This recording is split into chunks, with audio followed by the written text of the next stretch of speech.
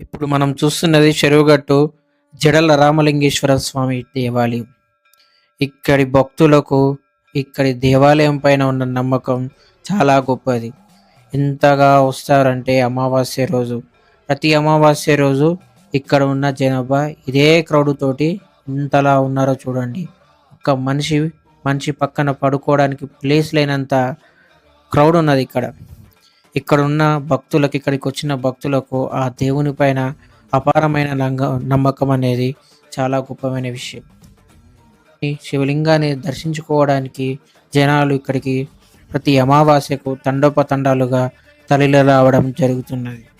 ఇక్కడి దేవాలయకు ఉన్న ప్రత్యేకత ఏమిటంటే, ఇక్కడికి వచ్చిన భక్తులకు వారు అనుకున్న కోరికలు నెరవేరుతాయనే ఒక గట్టి నమ్మకం, దృఢ నమ్మకంతో ఇక్కడికి జనాలు తండోపతండాలుగా రావడం జరుగుతుంది.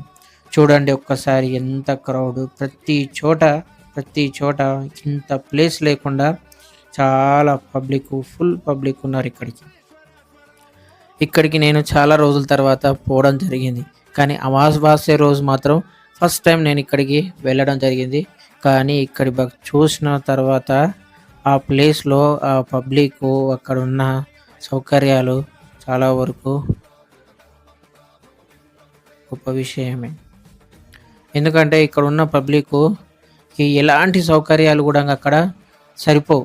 అక్కడ ఉన్న ఆ క్రౌడ్కి, అక్కడ ఉన్న ఆ జనాభాకి ఇక్కడ ఉన్న ఎలాంటి సదుపాయాలు పెట్టినా కూడా అక్కడ జనాలకు అనేవి సరిపోవు. అయినా కూడా నమ్మకంతో దేవుణ్ణి, ఆ శివలింగాల్ని దర్శించుకోవడానికి జనాలు ఎక్కడెక్కడి నుంచో తండోపతండాలుగా తరలి రావడం జరుగుతుంది. కానీ ఆ క్యూ లైన్లో నిల్చున్నప్పుడు ఆ దేవుని యొక్క దర్శనం కొరకు ఆ గొప్ప విషయం చాలా మంచిగా అనిపిస్తుంది. ఆ గుట్టపైకి ఎక్కుతుంటే ఆ ఒక సందడి చాలా సంతోషాన్ని అనిపిస్తుంది. ఫ్రెండ్స్, మీరు కూడా ఒకసారి ట్రై చేయండి, వెళ్ళండి. కానీ అమావాస్య రోజు మాత్రం మీరు ఆలోచన చేసుకొని మాత్రం వెళ్ళండి. ఎందుకంటే మిగతా రోజుల్లాగా అమావాస్య రోజు మాత్రం ఉండదు. చాలా ఫుల్ క్రౌడ్ ఉంటుంది. అక్కడి జనాలను చూసి మనం ఆశ్చర్యపోవాల్సిందే.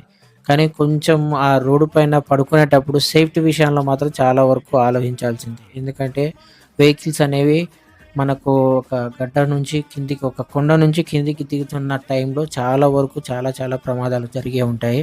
కాబట్టి అందు గురించి ఆలోచన చేసుకొని ఒకసారి ఇలాంటి క్రౌడ్ ఉన్నప్పుడు మాత్రం ప్లాన్ చేసుకుంటే మాత్రం చాలా జాగ్రత్తగా వెళ్ళండి. ఎందుకంటే అక్కడ సేఫ్టీ విషయంలో మాత్రం రోడ్డు పైన చాలా ప్రమాదాలు జరిగే ఛాన్స్ ఉంటుంది. కాబట్టి ఆలోచన చేసి వెళ్ళండి. కానీ ఇక్కడికి వచ్చే భక్తులు